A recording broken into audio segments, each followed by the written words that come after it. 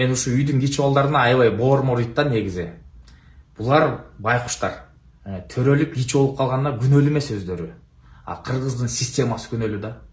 Баягы кичинекей балдар чоңой бычакты улууларынан таяк жейт, алар жумшайт, бүт байкуш жаман оокаттын баары ушу кичилер кылат да. Тигине мынтип кел, алып келе кой, чурка бар, эмне деп эле ошондон эле күчүн чыгарып беришет.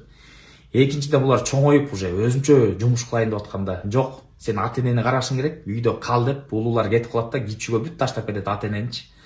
Анан үйлөнөйүн деп атса да буларга оңой менен кыз тийбейт.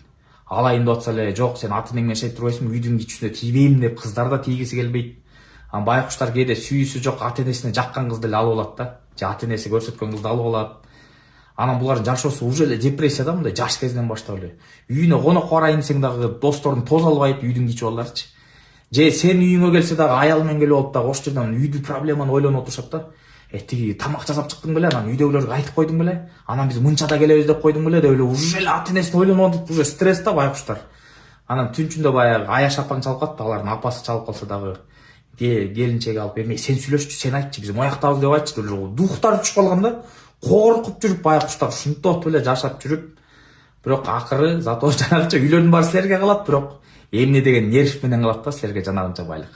Ошон үчүн кичүүлөрдү урматтайлы, сыйлайлы, ушулар кыйын негизи үйдүн кичүүлөрү.